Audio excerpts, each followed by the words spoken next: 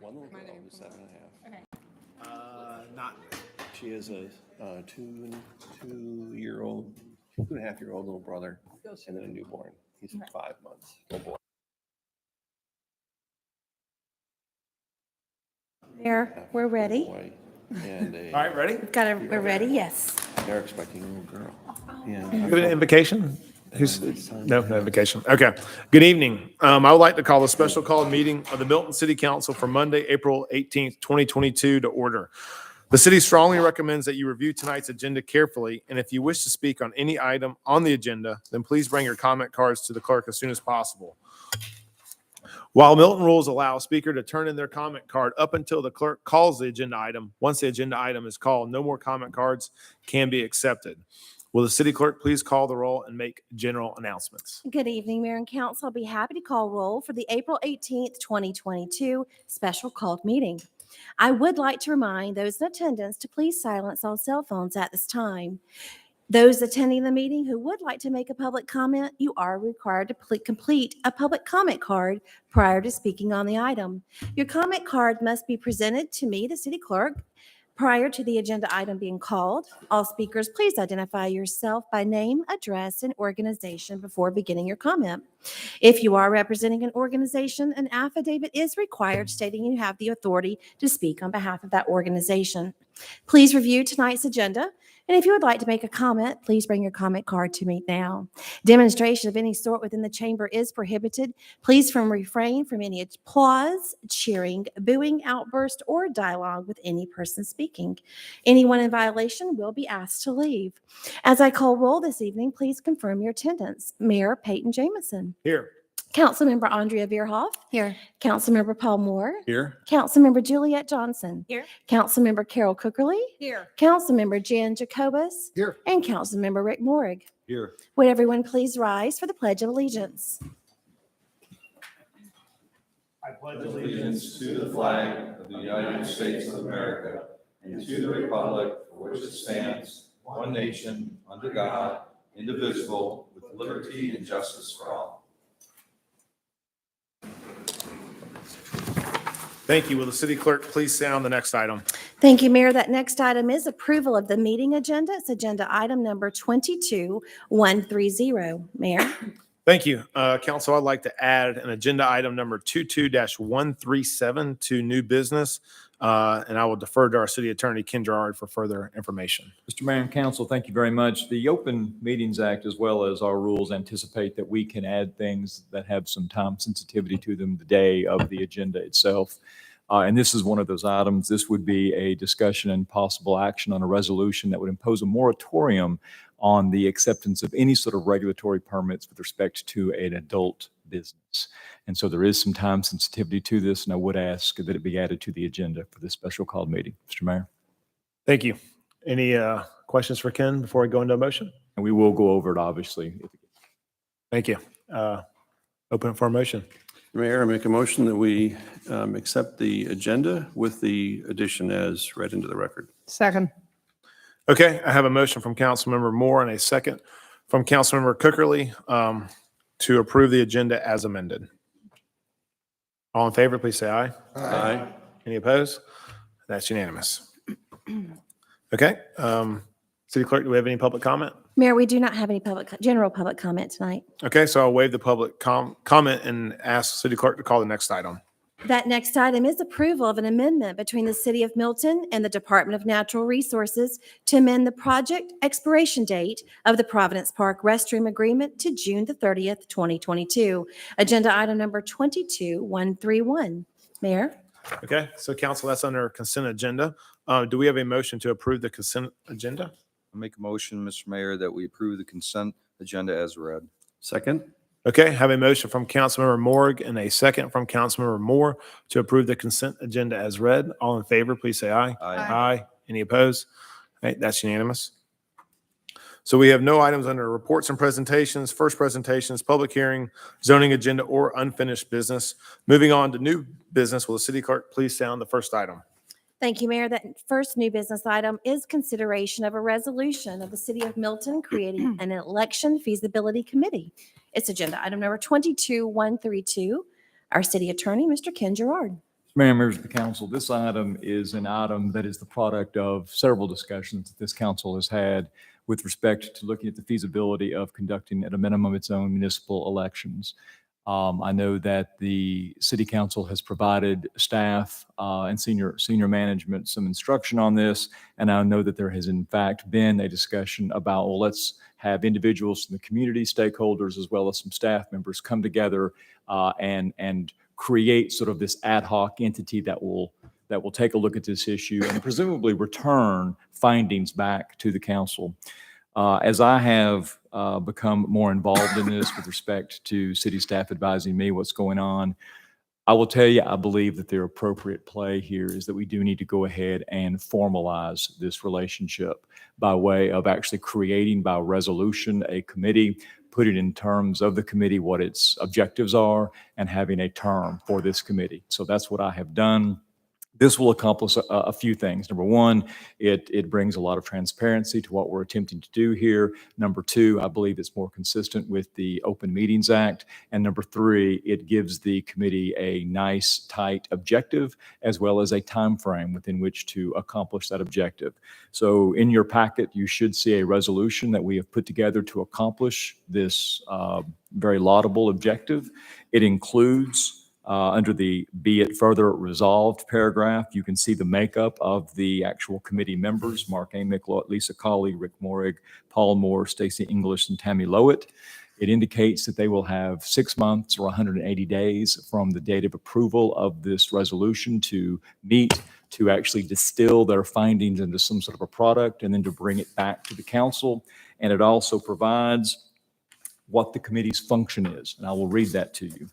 Committee's function is to study, inquire, fact gather, and ultimately make a recommendation to the mayor and council as to whether it is feasible for the city to conduct its own municipal elections, taking into account the costs, obligation, liabilities, and potential risks of such an undertaking.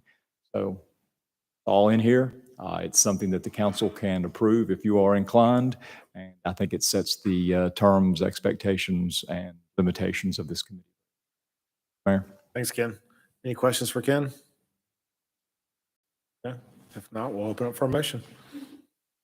Mr. Mayor, I'll make a motion that we approve agenda item number 22-132, consideration of a resolution of the City of Milton creating an election feasibility committee. Second. Okay, I have a motion from Councilmember Morig and a second from Councilmember Verhoff to approve agenda item number 22-132. Any council discussion? All in favor, please say aye. Aye. Any opposed? That's unanimous. So will City Clerk please say on the next item? Mayor, the next item is consideration of a resolution of the City Council of Milton, Georgia, to create an Office of Prosecuting Attorney pursuant to OCGA 15-18-91 for the municipal court, and to otherwise declare a need for a shared court solicitor within the city of Alpharetta, Georgia, to hold the said office. Agenda item number 22-133. Mr. Ken Gerard. Mayor and members of the council, the next three items, I know that we will be calling them individually, but the next three items are connected. And in fact, there is a specific chronology that actually needed to occur with respect to these. And so there's an order, and the order is exactly the way they are placed on the agenda. I know that this council is mindful that right now we share a common city clerk. And I believe what was that? Court clerk, right. And I believe that the objective is to do the same with respect to a municipal solicitor. So it is my position as your city attorney that three things needed to occur to do that. And of course, sharing with the city of Alpharetta. The three things are, first of all, I believe we need to create an office of the prosecuting attorney. And that is the first thing that is on your agenda this evening. That is a resolution under state law, OCGA 15-1891, that contemplates that municipal governments like the city of Milton and the city of Alpharetta can in fact create an office of the prosecuting solicitor, or the solicitor's office, which is what we endeavor to do. I can go ahead and report to you that Alpharetta is going to be doing the same thing, either now or very, very soon, to make both of the ends connect with respect to working with Milton.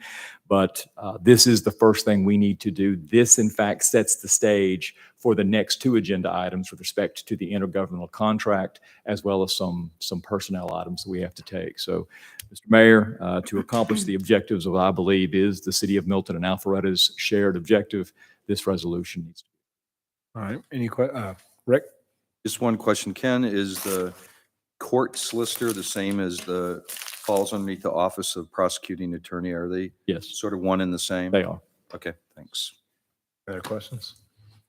Real quick, Tammy, we public comment on that? We do not, Mayor. Okay, close public comment. I'll open for, Carol? No, I was going to make a motion. I'm open for a motion. Mayor and Council, I make a motion, we approve agenda item number 22-133. Second? Okay, I have a motion from Councilmember Cookerly to approve agenda item, and a second from Councilmember Moore to approve agenda item number 22-133. All in favor, please say aye. Aye. Any opposed? All right, that's unanimous. So will the city clerk please say on the next item? New business item C is consideration of amendment number 1 to the intergovernmental agreement between the city of Milton, Georgia and the city of Alpharetta, Georgia regarding joint use of municipal court facilities and shared municipal clerk services to include sharing a court solicitor. Agenda item number 22-134. Mr. Gerard. Mr. Mayor, members of the council, and as I mentioned, these three items with respect to the court solicitor do go together, and Ms. English just updated me that actually Alpharetta is approving their sort of symbiotic approvals this evening. So we're similarly tracking there. So already we have an intergovernmental agreement with Alpharetta with respect to our court clerk. And so all this is an amendment to that existing intergovernmental agreement that will allow sort of that same reciprocity, that same shared term and function with respect to our actual solicitor. And as you might suspect, of course, you know, one of the objectives of this is candidly cost savings and efficiencies. And if we can, in fact, do something better working together with another government, then it sometimes will make a lot of sense to do that very thing. And so that's what we're attempting to do. We've had good success with the shared court clerk. This is basically the same sort of deal or transaction, simply involving the solicitor. The cost sharing is going to be 40-60, Milton bearing 40% of the cost, Alpharetta bearing 60% of the cost. I will tell you that Alpharetta, as the largest percentage holder of the cost, is going to be the one that actual make the appointment of the solicitor. And then we will, of course, share in the financial burden of that solicitor. But again, the objective is cost savings, and we think we will realize this. I will tell you that we did build in some language in this intergovernmental agreement that if we weren't, for whatever reason, happy with the solicitor, that we can in fact back out of it. And of course, if we back out of it, our 40% obligation goes away. That would make sense. The law that contemplates this sort of joining forces with the solicitor contemplates it would have a term, and the term of the solicitor, we have just roped it to be the term of the intergovernment. Of course, intergovernmental agreements under Georgia law can last a long time, up to 50 years. Candidly, here's the bottom line. This will exist until the council of either jurisdiction decides it no longer makes sense to do it. And so that's really kind of what we have come up with here. I will tell you that we drafted this. We provided it to the city of Alpharetta. They had some very nominal comments back. And so I think everyone perceived this draft of accomplishing what we had in mind, which was create the Office of the Prosecuting Attorney, which we've done. Now we'll do the intergovernmental agreement, which sets up the financial terms between Alpharetta and the city of Milton. The city of Alpharetta will then appoint the solicitor, and by operation of this intergovernmental agreement, that will become our solicitor as well. Mayor, that's my presentation. Thank you. Any questions for Ken? No. Any public comment? We do not have any. Okay, open for a motion. Mr. Mayor, I make a motion that we approve agenda item number 22-134. Second. Okay, I have a motion from Councilmember Cookerly and a second from Councilmember Morg to approve agenda item number 22-134. All in favor, please say aye. Aye. Any opposed? That's unanimous. So will the city clerk please sound the next item? That item is D, consideration of a resolution of the City Council of Milton, Georgia to terminate the current Milton solicitor. Agenda item number 22-135. Ken Gerard. Mr. Mayor, members of the council, as I mentioned, this is a trifecta this evening, and this is, of course, the final act. Having created the Office of the Prosecuting Solicitor or Attorney for the City Court, having now approved the intergovernmental agreement, We have, of course, for years had an existing city court solicitor, Miss Fran McQueen, who has been the solicitor. Given the way the new direction the city of Milton is going with respect to this shared solicitor, and of course, given the fact that Alpharetta is going to make the selection, this existing post does in fact need to be terminated. And so that is what this resolution will do. This needs to be done in open session, which is exactly what we're doing. And Mr. Mayor, it is my recommendation to the council, given the steps that you all have taken to create this other cost-saving solicitor position to be shared. This position does need to be terminated, and that is what this resolution does. Mayor. All right, thank you. Any questions for Ken? Any public comment? There are none. Okay, I'll open it for a motion. Should I make it a win, place, or show trifecta? Go for it. Carol. Okay. Mr. Mayor, I make a motion that we approve agenda item number 22-135. Second. Okay, I have a motion from Councilmember Cookerly and a second from Councilmember Moore to approve agenda item number 22-135. Any council discussion?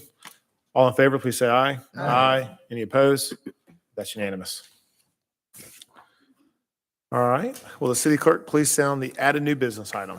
Mayor, that added item is the consideration of a resolution to enact an emergency moratorium to prevent the acceptance of any applications for building, land disturbance, or other regulatory permits for businesses where any part of the business's stock in trade or inventory consists of adult bookstore items, as that phrase is used in the Milton City Code, zoning code, my apologies.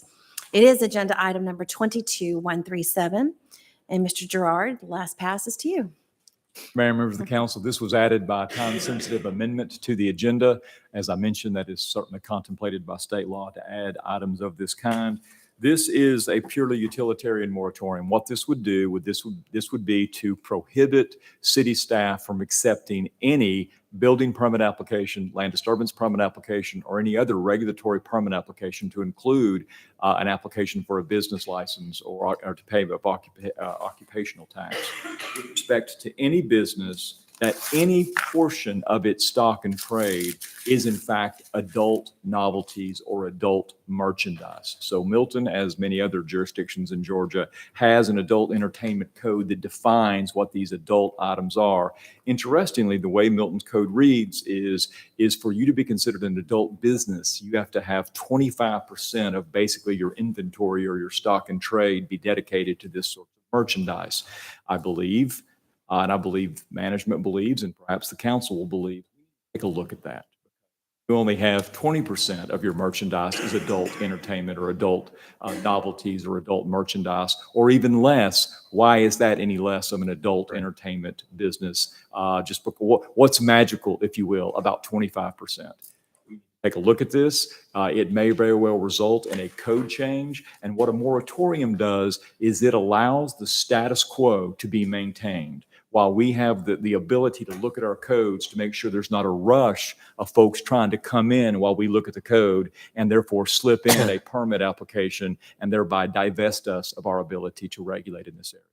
So what this does, Mr. Mayor, members of the council, is this puts a timeout on that sort of permitting activity. Currently, this will run till May 16th next month. In the meantime, we will run legal ads. We'll have a formal public hearing on May 16th, which is Monday, and if in the wisdom of the council you want to do it, we will then have a much longer moratorium that will be in place while we fully vet this issue and bring you back some recommendations. Thank you, Ken. Any questions for Ken? Just a comment. I was here when we first enacted this ordinance, the one that we have, and I know the intent of the council back in 2006 was to actually, or 2006, early 2007, was to make sure that we did not have anything that smelled or looked even like an adult bookstore or that type of business. So I think this is a good thing to actually move to look a little bit deeper, because I didn't realize there was the 25% threshold that was in that. Fair enough. Understood. Other questions? Okay, we'll open it for, or any public comment? There are none. Okay, open it for a motion.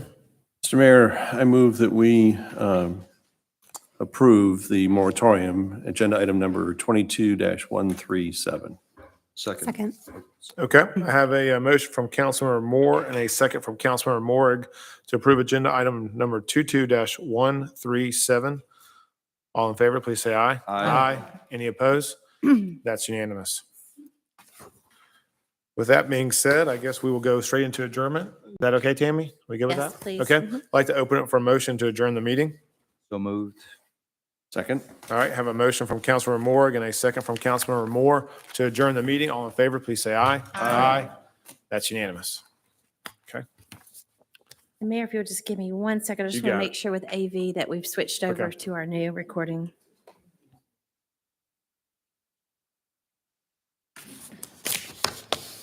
Okay, Mayor. We good? Okay.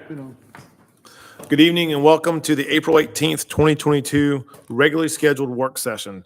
Tonight, there are 4 items on the agenda. Public comment is allowed that is germane to an agenda item. If you wish to speak, you are required to fill out a public comment card. If you are speaking on behalf of an organization, you must fill out an affidavit that you have the authority of said organization. Please remember that this is not a time to engage the mayor or members of the city council in conversation. When your name is called, please come forward and speak into the microphone stating your name and address for the record. Public comment will be allowed for a total of 10 minutes per agenda item and no more than 2 minutes per person. Public comment will be heard at the beginning of the item. Once the item is called, no other public comment cards will be accepted. Will the city clerk please stay on agenda item A? Mayor, that item is discussion of RZ 22-01, RZ 2202, text amendment to Chapter 64, Article 21. I think that's right. My apologies. I might be off. Crabapple and Deerfield Form-Based Code to create a definition for outdoor auditorium. And really quick on the public comment, what we'll do is we'll listen to the presentation and then open it up if council's okay with Okay. that. Okay. Ms. Tracy Wilds. Good evening, Mayor and Council. In Robin McDonald's absence tonight, I'm going to be presenting the text amendment for the definition of the outdoor auditorium. Our objective tonight is to obtain council feedback on the following: a specific definition for the term outdoor auditorium, and then number 2, to determine if a use permit should be required for an outdoor auditorium. The term outdoor auditorium or the use is actually allowed in Deerfield and Crabapple in our specific function and use table. However, the term outdoor auditorium is not defined within the form-based code or within the general definitions of this ordinance. This next section here regarding the Chapter 64 versus 34. Good evening. So in 2 previous public meetings, our Economic Engagement Manager, Anita Jupin, discussed and solicited council feedback on updates to the city's special event ordinance. In those work session and public report session, direction was given to allow 12 events for those properties that are designated as outdoor auditoriums as opposed to the 2 event limit on other properties throughout the city. So this definition will help staff determine what does and does not qualify as an outdoor auditorium from a land use as well as a special events perspective. On March the 23rd, at the Planning Commission, it was recommended that the definition be provided for outdoor auditorium as follows. It means any privately owned property improved with an outdoor permanent structure used for outdoor entertainment and intended to be used for the gathering of people for public or private assembly. That night, the Planning Commission did express concern that the outdoor auditorium was allowed by right within Deerfield and form-based code. It was suggested that the outdoor auditoriums only be by use permit in the transaction zones in both Deerfield and Crabapple. So staff is really looking for your feedback tonight regarding that same concern. I've got a zoning map here that identifies that an outdoor auditorium would be by right within all of the areas except for the green, which is T2. Currently, T2 is by warrant, but all the other areas would be by right. Tracy, if you just got the map this second. Sorry. The council just got the map this second, so you get Okay. a chance to catch up. Okay. So Tanner, sorry, real quick. So So the again, green's T2, you So said? green is T2, and that would be, so Deerfield on your left, Crabapple on the right. T2 in the green would be by warrant. All of the other transact zones would be by right.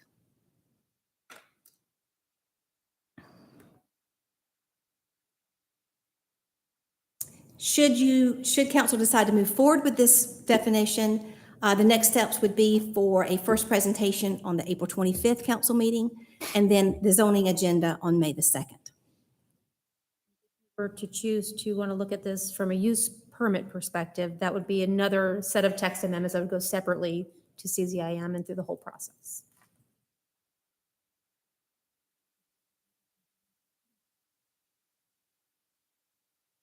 And just some feedback on whether or not this definition is adequate and expresses what council's intent is for outdoor auditoriums is the first piece of feedback we're looking for. Council, any questions? Rick? Just a comment. Did you guys receive the letter? I think that was just sent today. I believe we may have received it. We did not, no. Okay, Go ahead.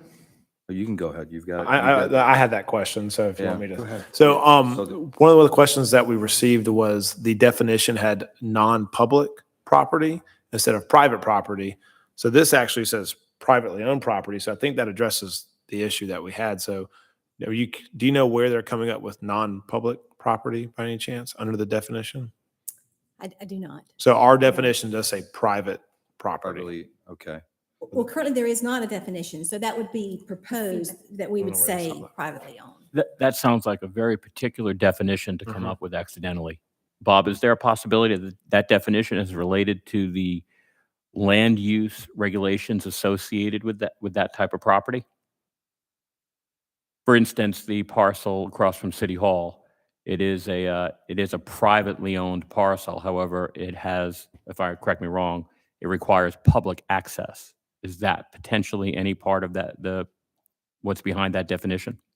Yes, so yeah, the green across the street is required open space per code, taken in the total area when they developed all of that land. The code says you have to provide so much civic space, open space for the amount of land area that he has. So it is privately owned, but it is open space that's used by the general public. But, that particular landowner just wants to make sure that he makes it very clear that it is privately owned property that he's maintaining and he has developed and improved. So in a sense, he does have a point. He does have money that he's invested and he's maintaining it. But it is something that was required per the code. So they felt that somewhere they got the impression that the definition we were approving would say non-publicly owned. Right. And that's not the case, correct? By reading this, it just says privately owned property. So I'm not sure where they got I'll ask that. Ken what he feels the difference between non-publicly owned and privately owned. To me, Their concern sounds the was that it same, said, but if their there's a concern was that a technical- layperson would not really understand that it's not the government that owns that land. Yeah. That their concern is that people think the city owns it. I think this definition is very clear. It means any privately owned property, Okay. So which it is says, improved with an outdoor permanent structure. To me, that's pretty clear that it's privately owned property. privately owned is in that definition. Right. Because the letter that they sent to all of council showed they were concerned that it said non-public.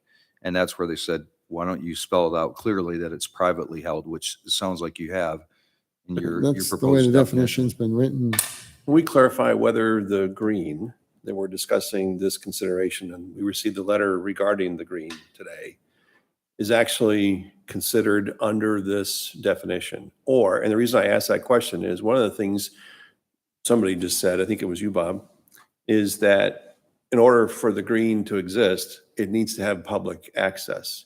And it's a community space in addition to it being privately held.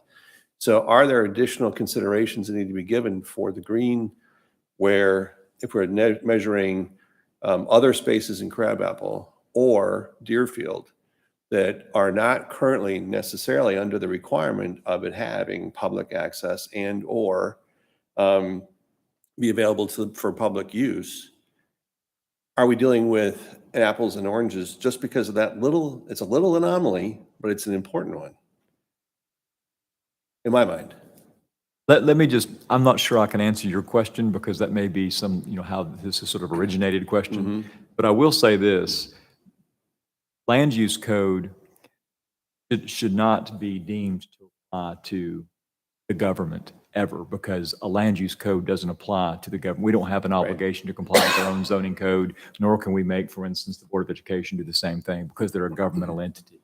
I simply say that to suggest to you that it's only going to be applicable to a privately owned space, not publicly owned space, by definition, by Georgia law. Right. Yeah. Okay, I subscribe to that part of the definition. That makes all the sense in the world to me. But where I find the minutia of the difference is, and I hate to harp on the green, but thinking back over the years of consideration that we have taken for the green in particular, think back to the land use and the code at the time, pre-form-based code and post-form-based code. At one point in time, there was a significant debate about how the commitment of available space under form-based code, I'm sorry, it may have even gone back prior to form-based code, was designated for commercial use. And so the developers, a variety of whom were involved at the time, maximized the available traditional interpretation of commercial use, which was brick and mortar, 4 walls and a roof and a floor. What's interesting is evolution has gone on, and they had maxed out on the available space under our consideration of what was going to be allowed for commercial in Crabapple at the time. I applaud their efforts, the developers' efforts. They have found a way to commercialize green space that was not considered for commercial use at the time. So they've basically created commercial space without 4 walls. So in my mind, it's already a bit of a stretch, the fact that we have significantly increased the available commercial space by applying commercial use to what was supposed to be non-commercial and green space. I just want to make sure that as we're measuring this for this particular use, whether or not the green, as we know it today, falls under this definition, or is it something that's a bit of an anomaly to it because it's not necessarily green space? It's civic space, correct, Bob? Yes. Under our code, it's listed as civic space, and as such, it's exactly what this is designed for, and that's exactly what this definition applies to. I don't know what was originally intended back prior to form-based code, but I can tell you the form-based code identifies it as civic space, which is the appropriate use of what you're seeing out there. The civic space would note that it was owned by the city. So it's privately owned civic space. Is that how it's defined? You would think that it would denote that, but it doesn't. And it's what allows them to redistribute, correct me if I'm wrong, I'm a little outside my wheelhouse, redistribute the densities around their parcels by keeping that space open. And that is exactly how that green came to be. Right. Yeah, so what basically happened was they got more brick and mortar because of the commitment to green space. But in the community's mind back in the day, green space was not necessarily commercial space. And they're smart guys, and they've found a way to commercialize what was intended to be green space. So it's supposed to be trees and stuff? Well, usable as a public area, Not as we have green space Not in an other amphitheater. developments too. but not necessarily as we define green space strictly as green space, Right. because we've got an outdoor auditorium and a thing there. The downside, if they didn't do that, we'd be looking at a whole row of buildings, which I think that's why it allowed for the trade-off, No, actually, we wouldn't have looked at a row of buildings because they had tapped out their availability for any more development. It was supposed to be green space. Now, it might have been untended green space. But I Right, mean, so let's just go back to the definition. I mean, so I guess my question to you would be is what in this definition is not appropriate? Can you put the definition back up again? Because you're talking, I think, what we got, we have our zoning issue, then we have our definition on Right. this. And so I want to make sure we just stick to the definition. Yeah, can you put it back up?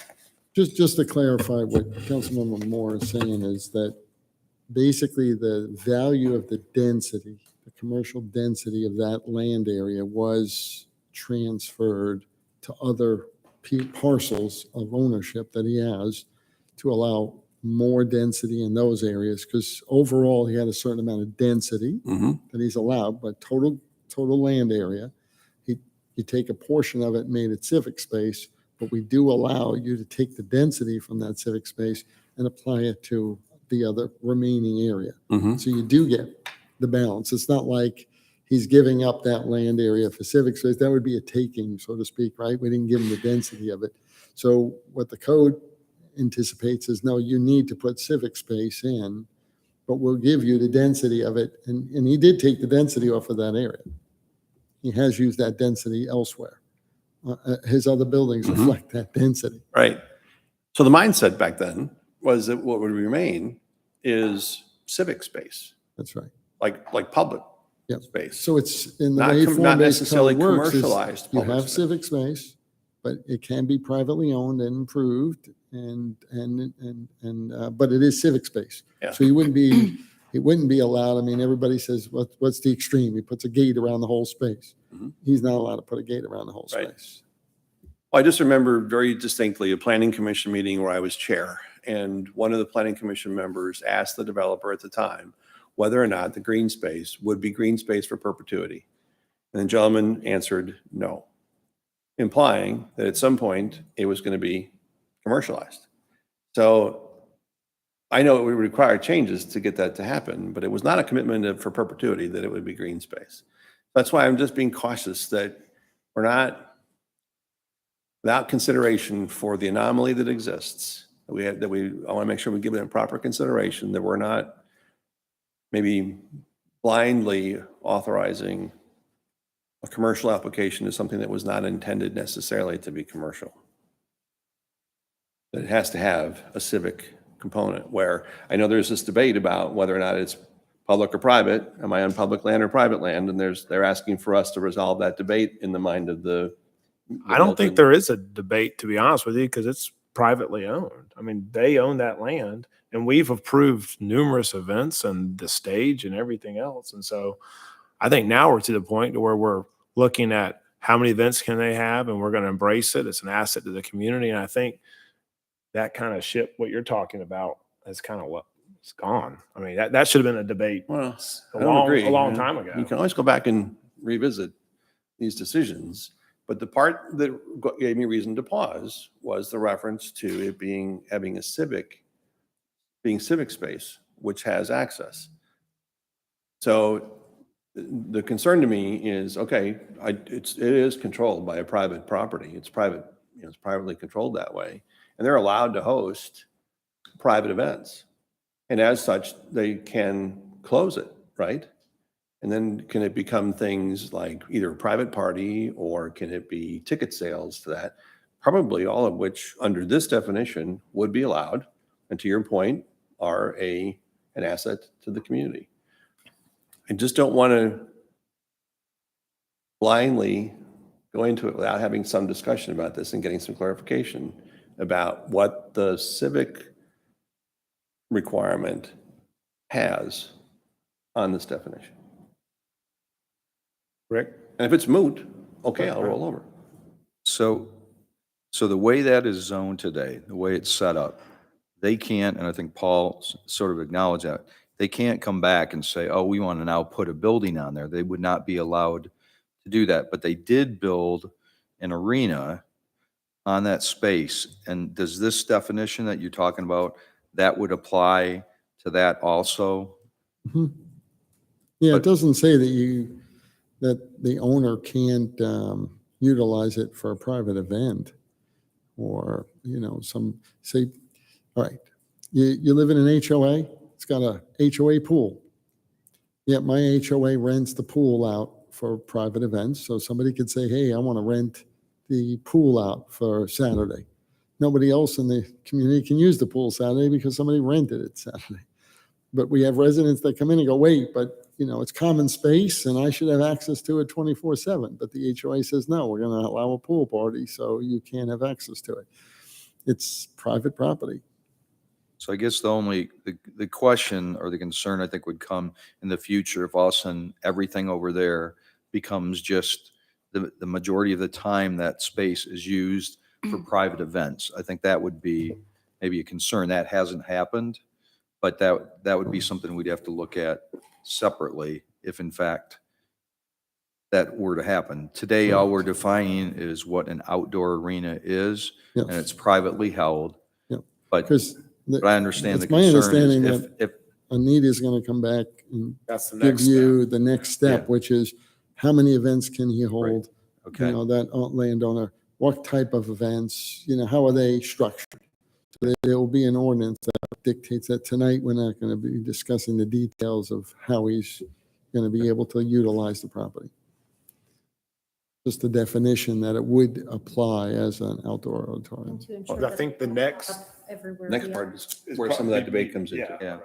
But for the concern that was raised by the letter, by the owner of the property, I think that's a moot point because you're saying you put in there privately held, so you're not saying non-public, you're stating it as privately held. It's private. I think it sounds better when it just says privately owned. That's clear to me. Okay. As an It's outsider. much clearer. I There think must have been a privately owned is miscommunication somewhere. Much clearer than non-public. And Yeah. non-public could be, what does that mean? Yeah. Yeah, you must have looked at something. It's privately owned. that The they key thought that here, was- though, is with this definition is not just to look at that. Because this definition will apply to Deerfield and Crabapple throughout all the transects except the T2. So the secret to this definition is, I think Jan brought up at one of the prior meetings, he said, what happens if you have an HOA and they have a little gazebo outside and all of a sudden, is that become an outdoor permanent structure? It is. Can we start having events as an outdoor auditorium? Does that qualify? To some degree with this definition, it would. So that's why it's so important that we go to the next phase to better understand. And then staff wanted you to consider maybe making it a use permit instead of by right, so that they do have to come back. They do have to talk to council. They do have to say, this is what our intent is.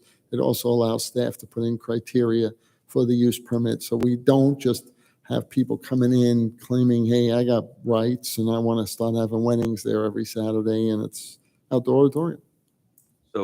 So similar, if we look to the future, what you're trying to do both between Crabapple and Deerfield, if we have redevelopment and someone wants to put like a center green type, like they have in Avalon that has different events, this would afford and define this, that would be considered like an outdoor area or outdoor arena, but that we would have to work through that from a zoning on what we do with that space. Right.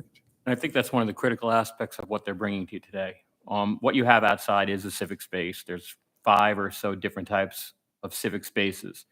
That's either T4 or T4 open over there, which is going to allow it to become an outdoor auditorium, which is what that is. And that's by right under our current zoning.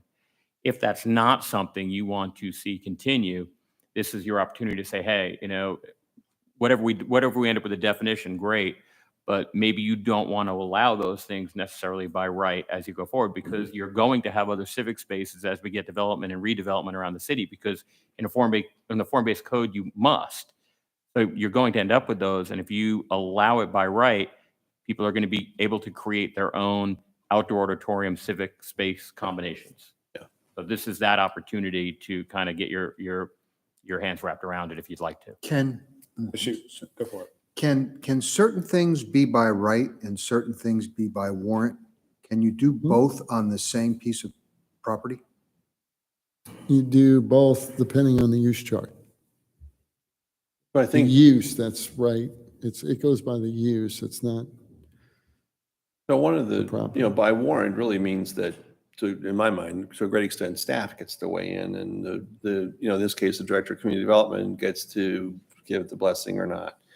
If we're concerned that that's something we still want to weigh in on, you can, in the subsequent steps that they're talking about bringing to us, we can weigh in on that and say, nope, not by warrant, nope, not by right, by special use permit only. And then it would have to go through a special use permit process and come before council for a final decision. And really quick, I'm fine with the use permit, because if you look at that, that's a pretty big swath. I Yeah. think people would like to know if an outdoor auditorium is going to come in.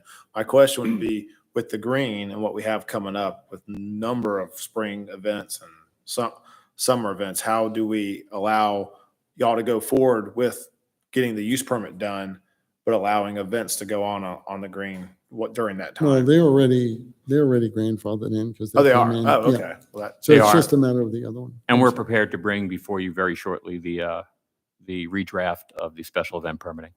okay. So Are y'all okay another, with the use permit?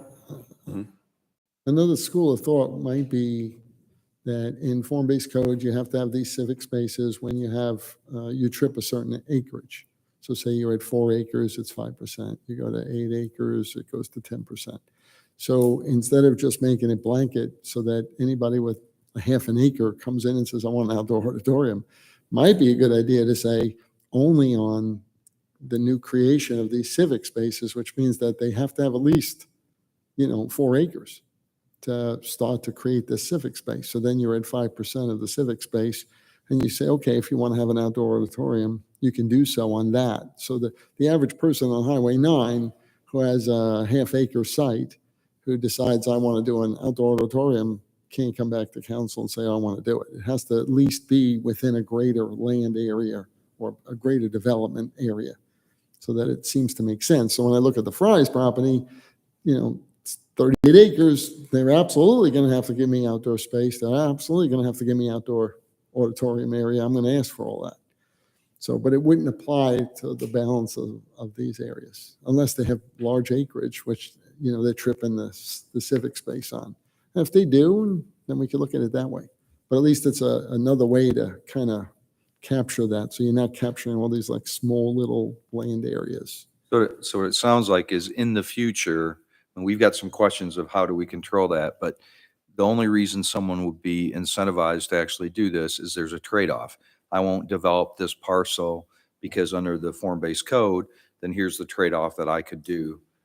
I could actually gain that density elsewhere Right. on the property. Because they're required to give me that open space. We can't have developments occur and then I have no open space component within the development.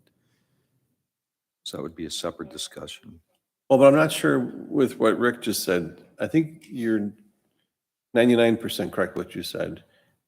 It wouldn't wanna be necessarily have to be it wouldn't have to be a development. If there was, let's say there was a development that met all the requirements, and use Avalon as an example. It's not part of Milton, but it's an example of where there's development and there's green space committed to that. Mhm. If there was property immediately next door in excess of 4 acres that wanted to develop an outdoor auditorium, there wouldn't be any other commercial application in that. They could approach us for a special use permit for that 4 acres for outdoor auditorium. There's no trade-off in commercial use density there.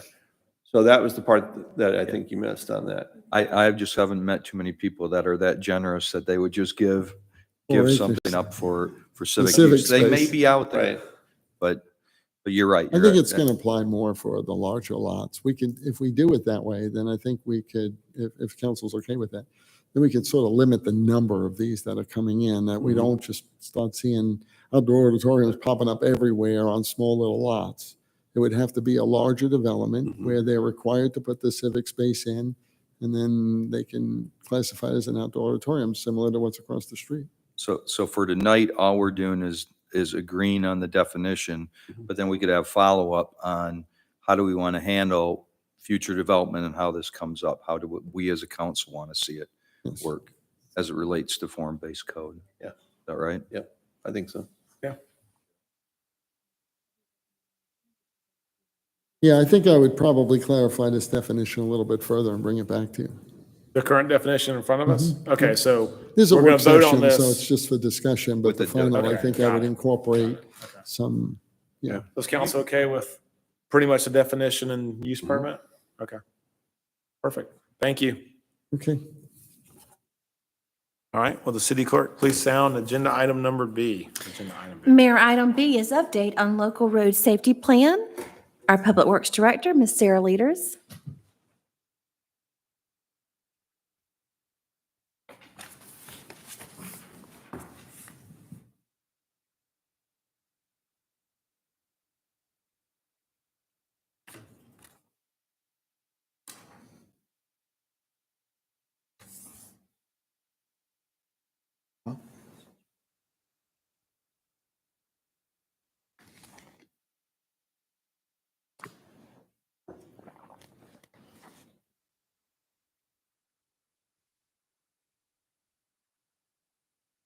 There we go. Good evening, Mayor and Council. Tonight we've got an update on the local road safety plan. The things we're going to cover tonight are the objective of this presentation. We'll relook at the vision and mission for the plan. We'll go over the plan progress, what we've done to date, look at our ongoing and upcoming community engagement. We'll review the general plan process, and then I'll turn it over to Andrew Antweiler with KCI, who's our consultant on the plan, and he'll talk about what we're calling Task 3, and that is the draft report that presents strategies and engineering countermeasures. Then I'll wrap up with next steps and summary. The objective tonight is really just another check-in point. We're now about 80% complete with the plan. And so before we move further with public input on the draft strategies, we wanted to preview the proposal with you all tonight. And we're looking for any feedback on these strategies and recommendations that we'll go over. Looking at our strategic plan, we had goal number 5, which was to implement transportation infrastructure that meets current needs, accounts for future growth, and allows residents to traverse Milton in a calm, safe, and efficient manner. And our vision for the plan really mirrors that strategic plan goal. Our mission that we came up with through both city and stakeholder involvement is that the city proactively strives through our local road safety plan to chart a strategy to make improvements to Milton's transportation network through engineering, education, and enforcement that respect Milton's rural heritage, enhance its quality of life, and make our roadways as safe as possible. So that's just a recap again of the basis for the plan. We started plan progress in the fall of 2020. And then fall of 21, we brought KCI on board to help us push the plan through. And in January 19th was our last update to you all, at which point we presented task 1 and 2, the results of that. Since that time, we have developed the draft task 3 document, which again is the strategies report that we're going to talk about tonight. For community engagement on the plan, our goal, again, is to provide opportunities for the community to learn and share in the plan.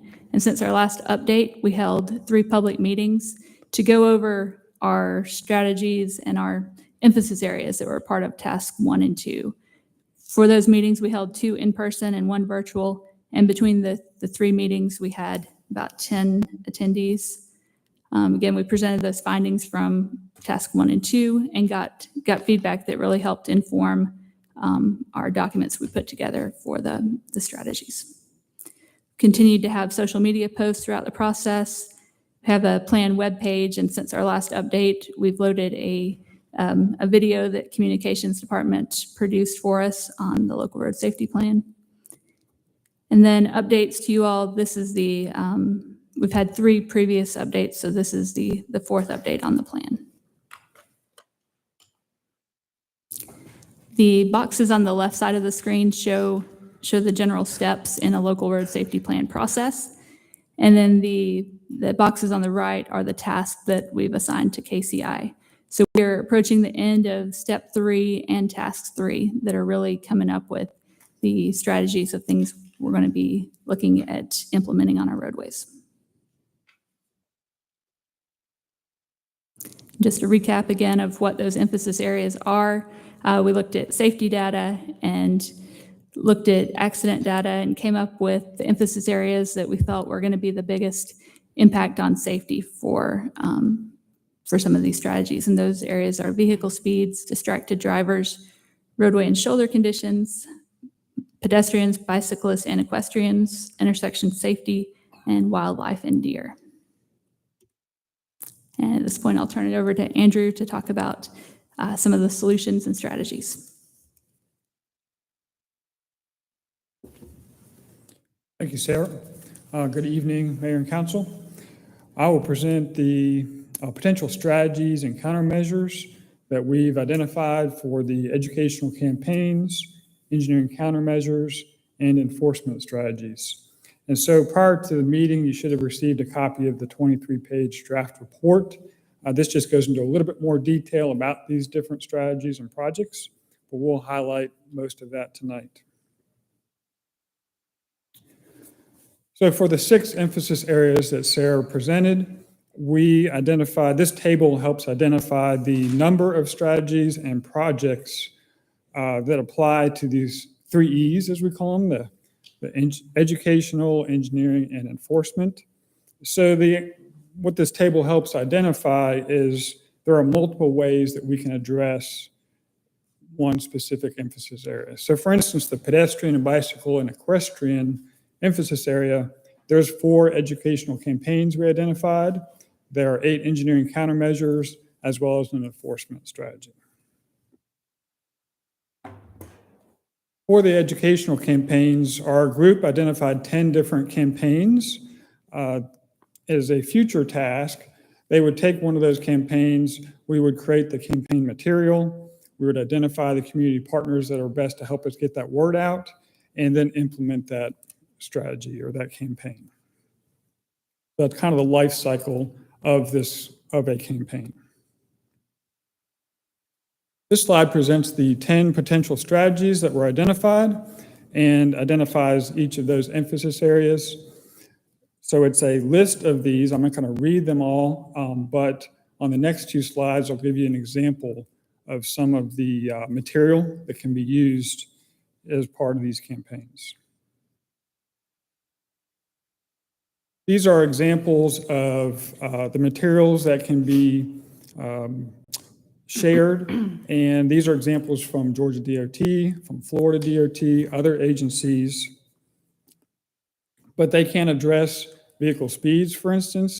They can address pedestrians and bicyclists, how to drive on the road, how to improve safety. And this slide indicates some examples for distracted driving and raising people's awareness of wildlife and deer collisions. So the idea with these is to really just get people's attention, share a fact or share a tip, and we think this is a great way to educate and reach drivers about the wildlife and the deer crashes we do have on Milton roads. This is a list of some potential community partners that we've identified. This includes city departments, city committees, HOAs, and cycling clubs, as well as many other partners that could work with the city. And we also identified potential strategies for our outreach efforts. This includes highlighting a few things like reaching out to the schools, working with them, working with the attending community events to get the message out. Also, there's some pictures at the bottom indicating how you could do a mock crash site to raise people's awareness, get their attention, and stop by your booth and talk to you. And one additional potential strategy is to use a full color graphic variable message sign. This would be able to provide, in addition to text, it could provide symbols or graphics, and it could be used at specific times of the year or specific locations in the city. And that could tie into providing these reminders about these educational campaigns or when there's active deer season, and help with this safety plan. In terms of engineering countermeasures, we identified 38 potential projects. Some of these are physical improvements, some of these are studies, some could involve policy changes. And so we wanted to highlight on the next 9 slides, 9 of these countermeasures. And as Sarah mentioned earlier, we wanted to request your feedback on any you support, any you need more information on, or any that you do not support. So to address vehicle speeds, here's one option, which is performing an engineering review of the posted speed limits for potential reductions on certain streets. A concern could be looking at the higher posted speed limits as well as other streets.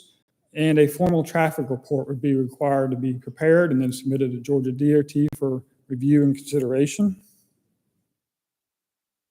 Another way to address vehicle speeds is the idea that we might be able to establish some Milton-specific speed limit zones. This could relate to horse zones or farm zones or residential zones. It's the idea to set appropriate speed limits based on those conditions that maybe drivers aren't necessarily expecting, but also be mindful of what drivers are used to driving on those roads. So this could be part of that speed limit review. It also could be possibly performed by installing advisory speed limits signs. And so we've got the graphic there, the images of the speed limit sign with the white background. That's your regulatory. Police are allowed to enforce that. However, if you have a yellow sign, that's really just indicating to drivers what's the recommended speed for the condition. You see these at your approaches to roundabouts that we're advising drivers to slow down. So it could be a similar approach.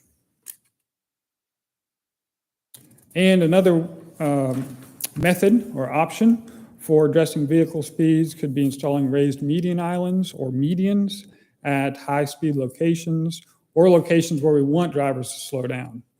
And they could be installed to help at pedestrian or shared use path crossings or in advance of horizontal curves. These designs could be similar to those at roundabouts, which you have in Milton, and they could be aesthetically pleasing. This is an image of a median on Webb Road. In terms of roadway and shoulder conditions, one of the options is to install what they call pavement safety edge. So it's actually sloping the edge of the pavement so that there's not a drop off. And I'm sure you've experienced, when there's a drop off of the pavement, it's tough for a vehicle driver to get back onto that pavement. So the idea could be to install this as part of repaving. You could also add 1 foot of shoulder, paved shoulder, or 2 feet to help at horizontal curves or limited areas where we do see evidence of vehicle tires driving off the pavement. Another option for roadway and shoulder conditions is to upgrade guardrail and extend guardrail lengths of bridges and culverts. The city could identify a standard for aesthetically pleasing guardrail. There's a couple images on this slide. However, those are just examples. Some further, review would be needed to identify what that could be, what meets current standards. In terms of intersection safety, one option is to install left turn restricted intersections. This is an image showing how at an intersection where there may be a history of angle crashes or left turn crashes, by modifying the vehicles that are allowed to turn left, you can reduce crashes. So this could include what's called an R-cut, a reduced conflict U-turn intersection. It could include installing right and right out driveways at existing intersections or proposed driveways for developments. And then we have 3 options that relate to pedestrians, bicyclists, and equestrians. So the first one is to revisit the bicycle priority network identified in the previous CTP. There's been some things that have changed, and relooking at this network would help identify and aid the implementation of safety improvements. Specifically, when we get to intersections, we want to build out that network. And that relates to this next idea, which is to install bicycle facilities at critical locations. So this could include a safe crossing of a high-speed road or high-volume street. It also could include, maybe there's a short stretch along a major road where having a physical facility to keep the bicycles and potentially, pedestrians off of the main street would help. So this example shows how maybe you build a multi-use path along a short section of the major street, have a crossing of the major street between two minor streets, and now we've enhanced that network through the city. And at that crossing of the major street, many municipalities have seen success in installing a median refuge island that provides a safe crossing of that high-speed street or high-volume street. And this could be used by pedestrians, bicyclists, or equestrians. It helps reduce that distance that they're crossing and provides a refuge in the middle of the street. And that also could be enhanced by adding active warning devices such as RFBs or pedestrian hybrid beacons. What is Yes. RPFB? What is that? So that's shorthand for rectangular rapid flashing beacon. It's this image at the bottom. I know it's a little small to see, but when the pedestrian pushes a button, then it activates some yellow warning lights that kind of wig-wag, that kind of flash. So the drivers are aware, oh, there is a pedestrian, we slow down. It doesn't stop vehicles, but Okay. So that would be in an area where you don't have a traffic signal or official crossing.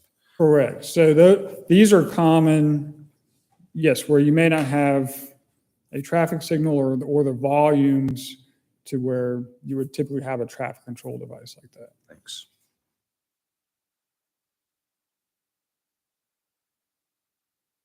And on enforcement strategies, we spoke with the police department. We discussed what are some current strategies that are currently being performed in the city. This includes addressing 4 of the emphasis areas in terms of vehicle speeds, distracted drivers, pedestrian, bicyclists, and equestrians, and also intersection safety. So I'll draw your attention to number 2 strategy, which is something the city could consider. It's automated radar enforcement of speed limits in school zones. So that's something the police department is looking at, under consideration.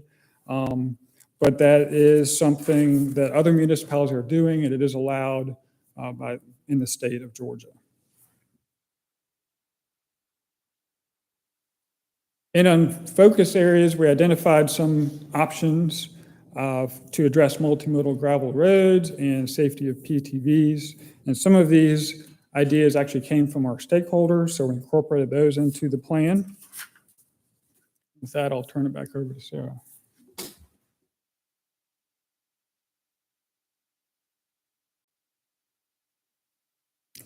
So we've just shared some of the results of this task 3.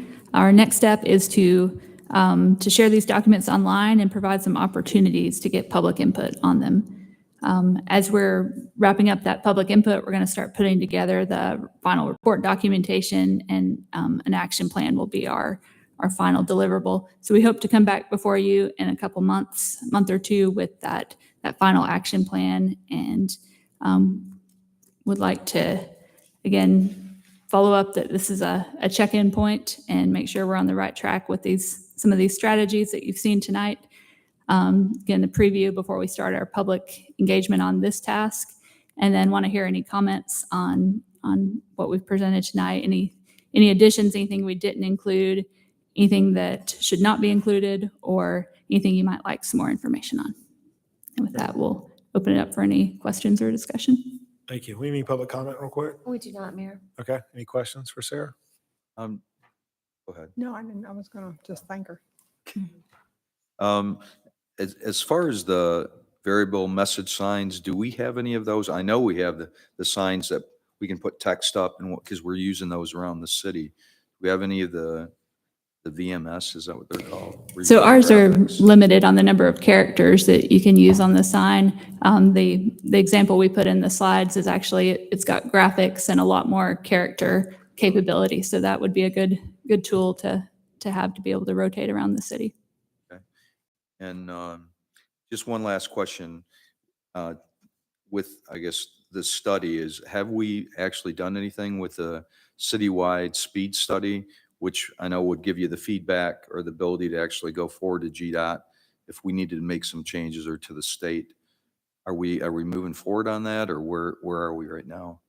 So we're including it in the plan as really the key strategy, one of the key strategies under vehicle speeds. Having these other components as well that we'll be able to share with DOT, that we want to look at speeds, but we're also looking at these other things. And we had a productive call with DOT a few weeks ago where we talked specifically about relooking at speeds citywide. So it's going to be part of the plan as a strategy, but it's also something we're ready to move forward with as we wrap up these other components that are part of the plan too. All right. Thank you, Sarah. Appreciate it. All right. Will the city clerk please sound agenda item number C?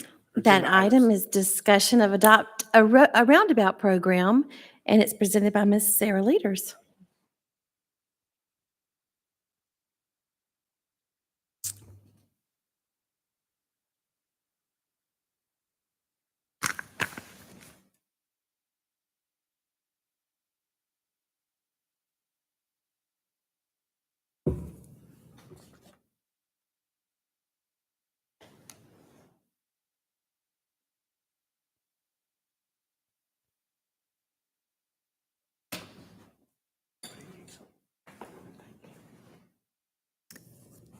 All right, so this is going to be discussing a new potential program that we're calling the Adopt a Roundabout program.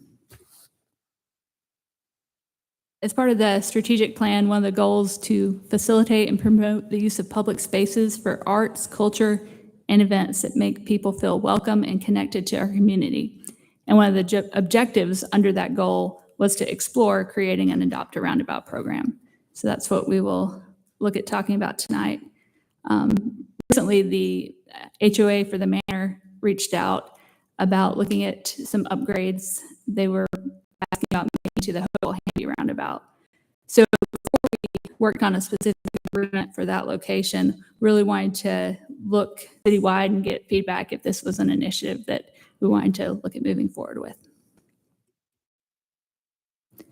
Before I get into the Adopt a Roundabout program and framework, I wanted to talk a little bit about how the Adopt a Road program is set up. This has been a very successful program. We have a lot of roads adopted. With this program, we have volunteer participants, and they sign a waiver each year that allows them to be out on the roadway picking up trash. They're to perform that quarterly along their adopted segment. And it's intended to enhance our contracted monthly trash cleaning service. So as part of our right-of-way mowing, we always pick up trash with that once a month, April through October. We also have that same contractor in the off-season months pick up trash along the roadways once a month. So the Adopt a Road program is a supplement to that service. The benefit for the group that adopts the segment of road is that the city provides a sign with the name of that volunteer group. And as far as some of the conditions, as they do their cleanups, the city provides safety vest, provides the bags for the trash, and then we come behind them and pick up the bags when they're complete. So that's how the Adopt a Road program is set up. For an Adopt a Roundabout program, again, we're going to look at the framework and feasibility, and we're asking tonight for any feedback if there's an interest in establishing this kind of program. A couple things that have come up as we started talking about this is really the scope, the level of participation, and the scale of the improvements. I wanted to show two examples over here on the right. The top two images are the Birmingham Highway at Heritage Walk Roundabout. So with that one, it has the standard DOT landscaping in it of 3 trees and shrubs around it. It's kind of a pilot project. We had our right-of-way mowing contractor and the ones that maintain the roundabouts, they put some daffodils in the center, just a very small scale implementation of something that just provided that seasonal color. So that's a smaller scale type of enhancement that the Adopt a Roundabout program could utilize. The bottom 2 images are Hopewell Francis Cogburn. When that one was initially built, we did a very simple landscape. We did have some issues with that landscape getting hit by vehicles driving through the center of the roundabout. So in 2017, we did a complete redo of that center island, which is the bottom right picture.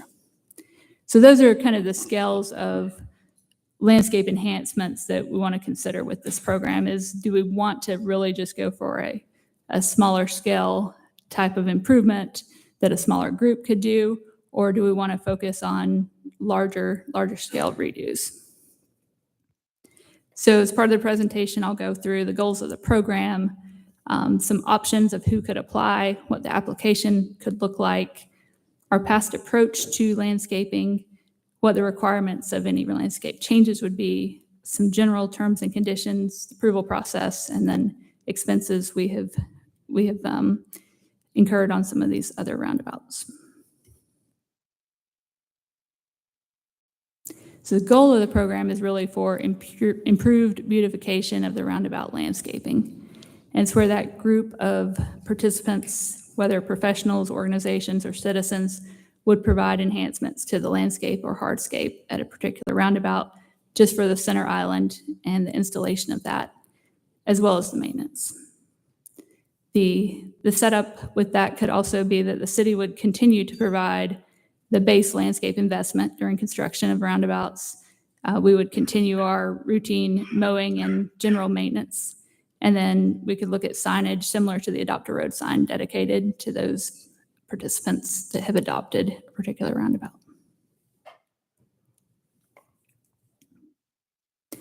And when we start talking about participants, the Adopt a Road program is really set up as the volunteer type of participants that you see on the right-hand side of the screen, whether it's a civic organization, a business, school groups, families, and individuals.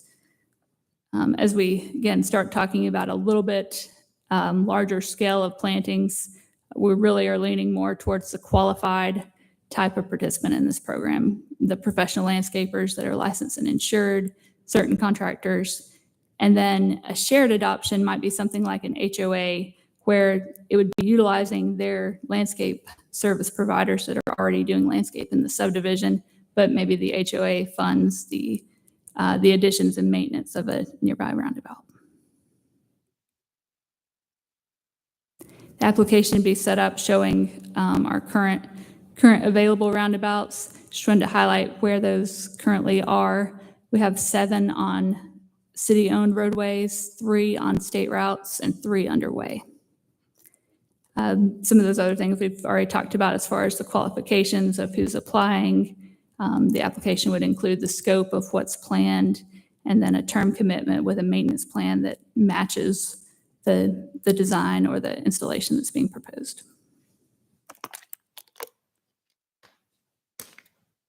Shows our past approach. We've not done the same type of design. Every roundabout's been a little different, a little unique. Tried to use, in the most recent 3 or 4, some sort of hardscape or accent feature in the middle. We use native plants that are drought tolerant. We haven't planned for irrigation, and then minimal routine maintenance, not really a manicured type planting in the middle of these. And pine straw has been our base ground cover. If we start looking at, again, allowing adoptions of these center islands, we do feel like there would need to be some conditions and requirements for what kind of plants, hardscape, what kind of minimum safety still needs to be maintained. We would not allow any removals of material without approval, and we'd want to select plantings that could be established and would be easy to maintain. Could look at some hardscape elements including art, rocks, or fencing. And then we'd still want to be mindful of clear zone, making sure that nothing was present where vehicles may leave the roadway.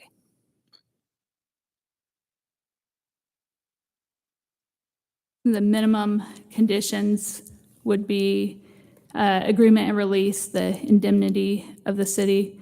There would be minimal, at least some minimum insurance requirements of the participants, safety requirements, where to park, certain hours that maintenance could occur, as well as wearing safety vest. We'd look at a 2-year term, but that could be evaluated based on the performance of the group that adopted the roundabout. And then there's some other considerations that would be above and beyond the minimum ones, which might be if we want to go the qualified participant route, if we want them to be Milton-based, either a Milton-based business or required to be a citizen or resident. And then looking at a renewal term of up to 3 one-year renewals. This sort of program would fall under Public Works to oversee. We would review the proposed modifications and approve the maintenance schedule. City Council could be the ones to review and approve the actual modifications, as well as an agreement for the terms and conditions. And then once all of that's worked out, there'd be a right-of-way permit to actually install and maintain the modifications. Just wanted to highlight the cost difference in some of the landscape we've done fairly recently. So the DOT standard, we've talked about this one a little bit ago, of the 3 trees and the shrubs with the soil amendments and the sod and the installation. That one runs about $25,000. Hopewell Hamby, that was most recently completed, also included some plantings along the approaches with some trees and shrubs, as well as the interior with some decorative rocks. That one was about $65,000. Our routine maintenance cost is approximately $3,500 a year for each roundabout. That includes growing season visits and winter visits with fertilizer, mowing, weed removal, and then spring pine straw. So in summary, again, this program could be set up to improve the beautification of roundabout landscaping. There are a lot of pieces to this, and a lot of things to consider. But really tonight, we just wanted to find out if there's an interest in moving forward with this type of program. If so, we've got a few other questions, and we could start putting together a policy based on some of this feedback. So the first question is there an interest, or is this, we have a level, we've been maintaining these to, we have an opportunity for some enhancements, but there's a lot involved in looking at changing up these publicly owned center islands of roundabouts. The question, we any public comment? Tammy? We do not, Mayor. All right, thanks. All right, is council, any questions for? I have a question. Yep. So, Andrea? Sarah, I think the program is great. I had just to summarize in my own mind, and so someone could apply to adopt a roundabout. The city would still maintain the majority of the maintenance, but whoever adopted that roundabout, let's say it's, Nookies, we'll just say that for example, they would provide any additional landscaping to the roundabout and pay for all of that landscaping as well, provide they follow the whatever can be planted there, follow all the rules of what can be planted there, and we approve it, and then they would pay for everything for that roundabout. Right, so like the example of the daffodils at the Heritage Walk and Birmingham Highway roundabout, that would be a very minimal, they would need to visit the roundabout just during the times that those particular plants that they chose would need maintenance. So it wouldn't be every month that they would be needed to go out there. We would still continue to treat the grass and mow. It would just be associated with the improvements that they would be bringing to the Okay, roundabout. and they would get a sign dedicated They would that get a they sign. have adopted that roundabout, and then in turn, the cost savings for the city would be do you have an estimate of the cost savings for the 7, like if all 7 roundabouts were adopted?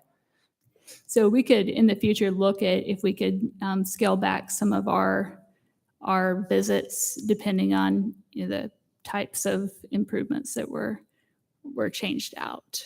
But right now, there would be no, we would still continue the 3,500 per roundabout. That includes the mowing but there could be a potential in the future, again, depending on the scale, if enough was being handled by those that adopt the roundabouts, we could look at scaling ours back.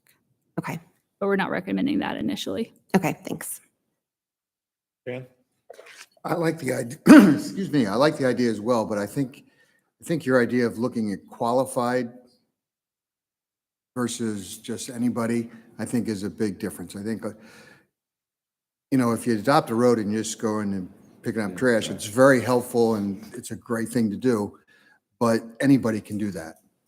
The roundabouts, everybody sees, and it's something that the idea here would be to make them look a lot better.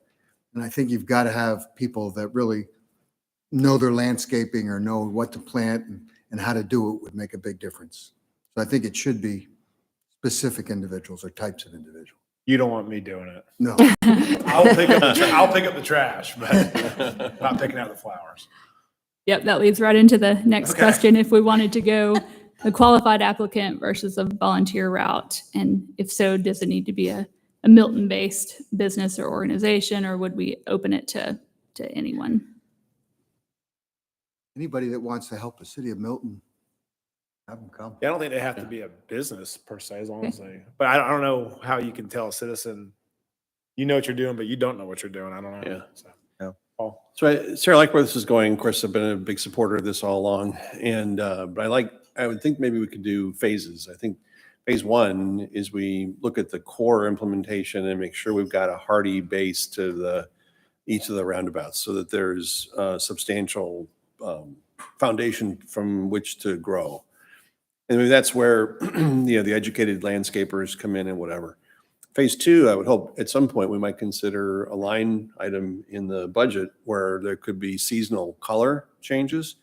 And that's maybe choreographed by the professional, but the installation and the maintenance of it is done by the lesser qualified individuals who just have an interest in the beautification of something in their area. I would encourage us to look at a phase 1 and phase 2. Phase 1 just core, and then phase 2 with a heightened level of beautification with a little bit of a budget dedicated to it.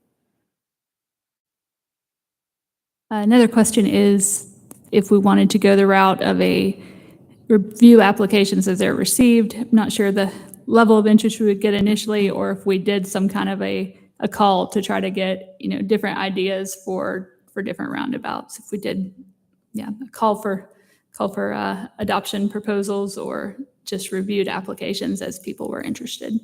Is there any benefit, do you think, to? Rick, you had a question? Yeah, quick question. Any actual changes or improvements, would that be something that your staff would look at the proposal so we don't get whatever planning's out there? You could just say, no, you would work with the person if we did adopt a roundabout? Right. The way we are thinking to structure it is that Public Works would review it from a safety and that it makes sense with the other plantings that are there type of review, and then we could bring those before you all for approval, or we could just internally do those. We're open to either route. I don't want council to be quote unquote stuck in the weeds when it comes to that. I don't think we Trust the I'm not staff. interested in approving. I do. Sarah, was it the Milton Trails Committee where there was some discussion about some of the potential for artwork? Meaning, in particular, we get a lot of requests for when do I get my horse? Is there some choreography that goes along with that? Have we got a shared vision for that between this plan and where other enhancements may come into play? It would definitely fall under this type of program, and maybe there's a hardscape section of the policy that talks about, if someone donates a horse for a roundabout or another piece of art, that there should be a continued ownership or recognition of that donation, even though it's become part of the city right of way, and how it gets maintained, or if it gets damaged, who replaces it. So those were all things we would sort out in the policy, but I could see there being a hardscape section with this as well. Great. Carol? Well, for the record, I would just say I don't think that the juice is worth the squeeze for this effort. Not to be a downer, but the bureaucracy and the effort that we're creating, I don't know, I don't see it.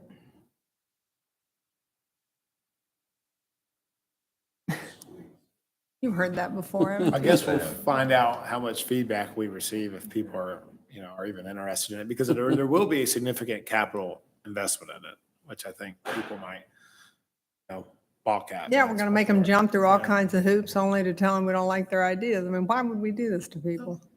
I think we'll like their ideas. Oh, We'll see. I see. Sarah, is there kind of an estimated cost, do you think, like for this quarterly, however often they decide to plan, whether it's biannual, is there an estimated cost that you kind of had in mind, or would that be on the application, a suggested expenditure for anyone who might be interested in adopting a roundabout? Yeah, I think we'd want to look at it with each application. And my last question was, should the city provide any funding for any of these annuals, or, anything that might be above and beyond, or, out of, beyond the kind of the adoption type of scenario. So did want to throw that out there to see if there was any interest in any city funding, or if this was going to be a completely voluntary type of donation for the plants. So I kind of thought it'd just be we would provide the base funding, I guess, like what would we do on everything else? But are you saying that they would provide all of it from? Okay. that'd be the easiest way to just say, once you submit your application, you describe what you'd like to plant, and Okay. if it's a smaller scale, then it's fairly low cost. But But you say the GDOT one is about 25,000, right? that was for the base. Yeah.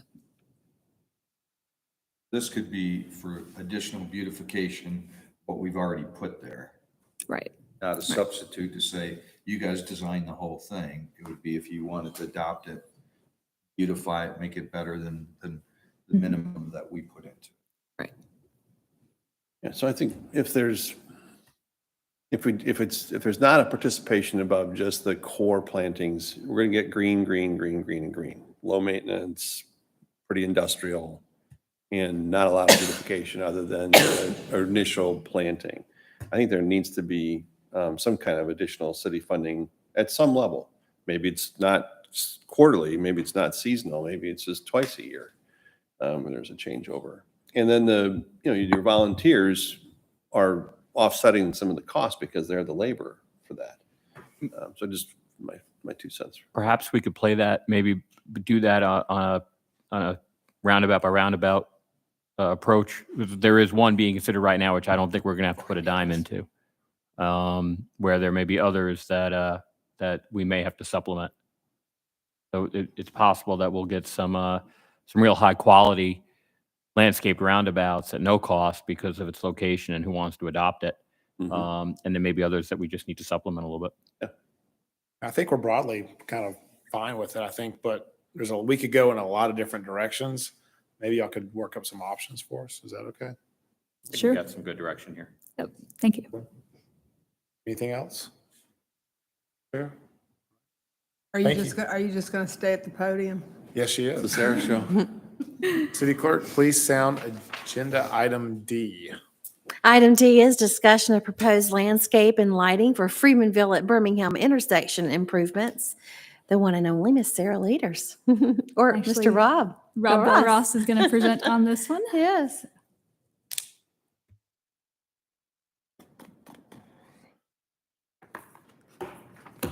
Good evening, Mayor and Council. This is an update for you on the Freemanville-Birmingham intersection. The design you see on the screen is where we are in design right now. This is an active project. Our consultant is hard at work finalizing the plans, and we're currently in right-of-way acquisition.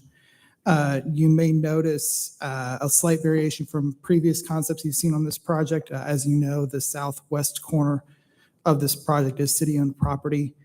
We have minimized impact to the eastern quadrants and shifted the circle offset from where the current intersection is.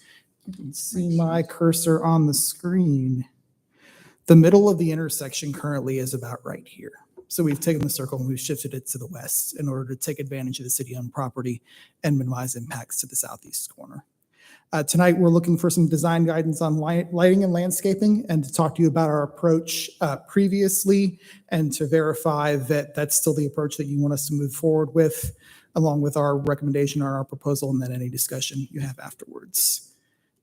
The picture on the left is what Sarah just referred to as the standard GDOT state route landscaping plan. This is the bare minimum. This is 3 trees with some shrubs and some sod around it.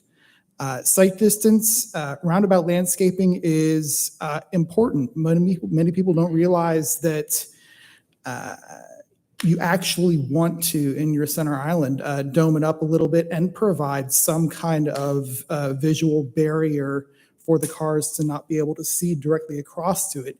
It actually slows cars down. So there's a sweet spot of wanting to provide enough sight distance to be safe, but not so much that you get people trying to zoom in and take gaps more aggressively than they should. This slide you just saw, this is a summary of what we've done on local roundabouts to this point. We focused on some unique designs, groupings of native plants, wanting to err on the side of being drought tolerant with no planned irrigation in the middle. Also wanting to err on the side of minimal routine maintenance and nothing manicured, primarily using pine straw as our base. Some other comments we've typically received on roundabouts to date. We've received a lot of positive feedback on the potential use of art in our circles. We have had some pushback on the native plants. We've received comment from you and from the public that they want to find something that's more than the GDOT standard, but not too busy. There's kind of a sweet spot in there that what we're presenting tonight kind of follows in range with what we've done before.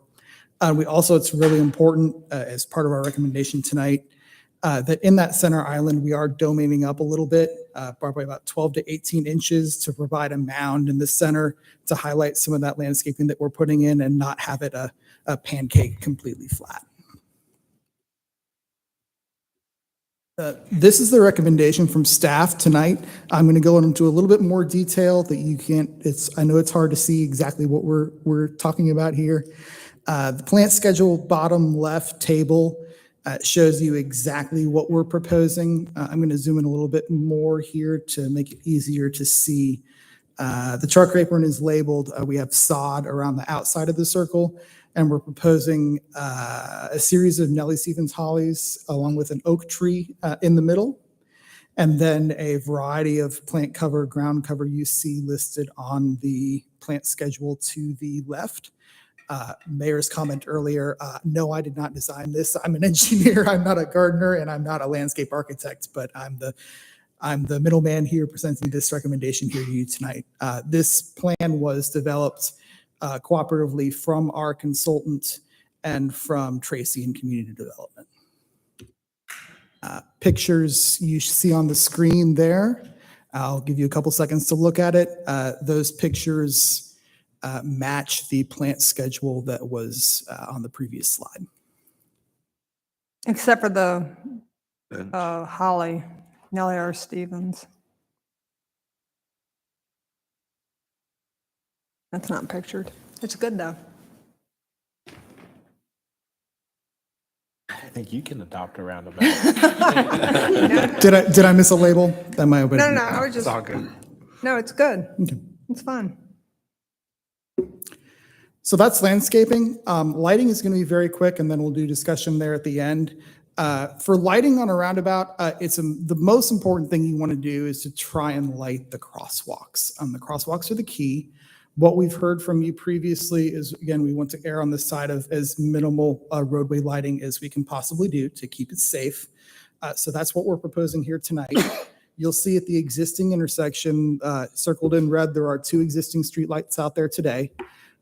When the roundabout is built, those poles will move back to accommodate the circle, and we would plan to maintain those same streetlights that are out there today and do what we did at the Hopewell Thompson roundabout a couple of months ago. We build the roundabout, we investigate the lighting after the roundabout is complete, and we supplement with additional lighting as needed. We are not doing a full-blown lighting plan. We are not proposing any of the ornamental large overhead light structures that we have a couple of the state route, like we have on a couple of the roundabouts on state routes. It will be very minimal. Again, 2 probably overhead on those 2 corners, as you've seen in the screen. And then where needed, 1 or 2 additional fixtures, probably on the power poles themselves, to achieve the bare minimum level of lighting we need, focusing on the crosswalks. We do LED lighting when we put these in? Yes, we do. I would imagine really nobody crosses the street at night there now. So we could go minimum. We're going to go as minimum as we can to keep it safe. Okay. And the crosswalks, are they moved back further on these? Yes. So the crosswalks, I don't have a good picture. It's on the landscaping plan. The crosswalks are typically 20 feet or so beyond the diameter, the circumference of the circle, offset on all 4 legs. Okay. Could be one where the medians are completely concreted, and there's an ability if in the future there was a pedestrian crossing, but I think these are designed, it might show up on the first slide, to just be a solid concrete island and not have any striped crosswalks. Yeah, there's no cuts in those, so they're going to be. That's correct. I was wrong. There are no crosswalks on this proposed roundabout. Therefore, yes, we're going to be able to do, I'm pretty confident we're going to stick with the existing 2 streetlights that are out there and not need any kind of supplement. Okay. That would be weird.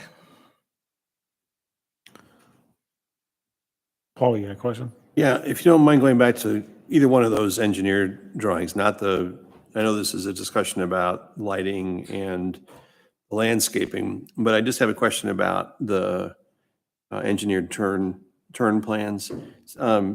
Sarah, they're relatively close to this intersection, and what I experienced today is there is a lot of east-west morning and evening, and we get a fair amount coming down Freemanville Road. This implies to me that a majority of the traffic with that extra turn lane to go south on Freemanville is resolving a traffic issue to accommodate traffic going south on Freemanville. Is that because there is so much traffic coming south on Freemanville, which I don't necessarily agree that there is? And does that encourage southbound on Freemanville rather than the continued pattern of east-west? The reason I'm asking that is we know that we've also got backups in the morning at Red Road and in the evenings at Red Road. Are we channeling more traffic and moving our problem from Birmingham and Freemanville to compounding a problem at Red Road, where we're not doing a roundabout improvement, we're doing a lesser impact traffic improvement? And there isn't anything at the moment planned for Hopewell and Red, where we already have done improvements at Birmingham and Hopewell. So sorry for trying to create so many visuals in your head, but is this a design that's encouraging traffic to go south on Freemanville, or is it accommodate the current travel plans, which are mostly east-west and west-east? So the slip lane, or the second exiting lane from Birmingham heading eastbound, it's not only the Freemanville leg, but it's the other approach from Birmingham. That left turn would also be a conflict with this eastbound entering volume. So it's not only for southbound Freemanville, but it's for also that westbound left. So this design still acknowledges the majority of traffic is east-west and then west-east. Right. And it's to help the heaviest maneuver, which is the eastbound, to be able to separate that left, right, and Great, through. thank you. I just didn't want to be creating a problem somewhere else if we were trying to encourage a change in the pattern today. No, that's not the intent.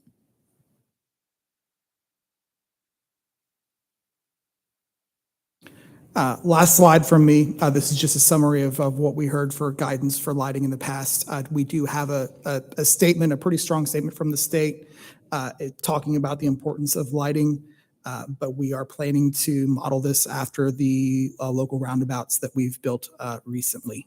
No decorative, balancing the rural heritage with as minimal lighting as we can, utilizing relocated power poles to provide a similar level of lighting that we have out there today. Any questions? We need public comment? We do, but can you clarify? I did get this public comment, but it was after the item was called. Do we need to make a motion for that? Our rules indicate that if a public comment card comes in after the agenda item is called, they are not accepted at that time, Mr. Mayor. Okay, so can we make a motion to accept it, or? Rules don't contemplate that, but the council Okay, controls.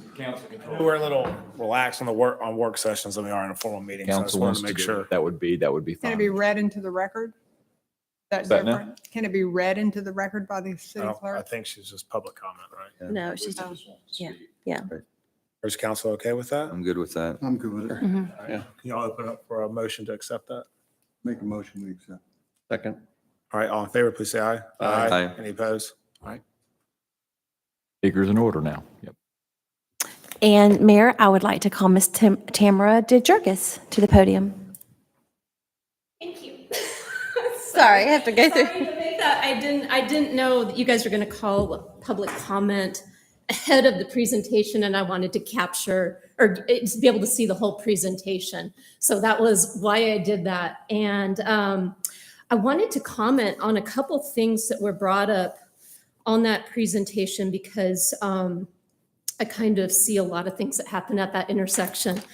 So I'm going to kind of go backwards with a couple things. So with the right turn on Freemanville, with that lane, what I see is that traffic is split. It's going across and it's coming down because that one cutout, and I don't know if you can put that slide back up. We'll take a look at it after. Okay. Yeah. Making a left turn out of my driveway, that can be a challenge in the mornings, in particular, actually in the evenings as well. So there is a lot of traffic. On the lighting that you brought up, I fully agree that needs to be as much light as you can put, believe it or not. It used to be pitch black. I liked it, but there are so many accidents at that intersection. The only thing I would ask as a resident is that it's pointed into the intersection and not back at me, and that there's some sort of screening on it. But as far as even like at night, I mean, recently, I think it was within the last 2 months, there was a fairly major accident at about 2 a.m. And, it was two or three cars, and, and it was pretty severe. It woke me up. So I would say that, whatever you can do to get the attention and slow the speed down at that intersection, I do support it. I was talking with one of you up here, just sharing about this, that Friday night I witnessed a teenage driver, and most of the red stop sign running is going east to west. So Friday night, a teenage driver, she nearly got killed. I could tell she was talking, on a street, and then on Saturday night, an adult driver that openly holding a phone when I went to check my mail. So I would fully agree that it's anything to slow the speed down, maybe providing some, like you mentioned in the roundabout, so that it gets the driver's attention enough so that it slows it down. I think it would benefit everybody. On the landscaping, I happen to be a gardener, so I'm very excited about this roundabout program. The oak tree, that's a problem from a landscaper thing. Okay, those things grow big. They have intense root systems. Okay, so that's going to crack your sidewalks and your roads. They're messy. They are messy beyond belief. Okay, so now you're going to have slippage when it rains and the leaves are down. It's going to be a maintenance problem for you. And then when it gets big, that's what comes down in our windstorms. So I would caution you against that. Holly bushes are kind of ugly. I will send something to you guys on some native landscaping that can provide color. I know how to provide color almost every 10 months, 10 out of 12 months with native plants that are very inexpensive. They're perennials. They come back. They're low maintenance. So I would highly encourage you guys to look at that as well. And it's definitely an upgrade to what's on the GDOT plan. It's, it's the kind of generic plants. But anyway, thank you for letting me speak and appreciate all the effort. Quick, can you state your address for the record and name? 1425 Birmingham Road. All right, perfect. Everybody has it memorized. Thank you. All right. Any questions? Shoot, Jan? Yeah, I'm against having the tree in the middle. I would really like to see us put some artwork. It doesn't necessarily have to be equestrian themed, but I'd like to see us start to do more with the roundabouts. And to me, just the normal planning isn't anything special. I would think that we could come up with some really special artwork to put in the middle of these. And I think it's worth us putting a few dollars forward to do that. I'd just like to see us take a look at some things and do something different.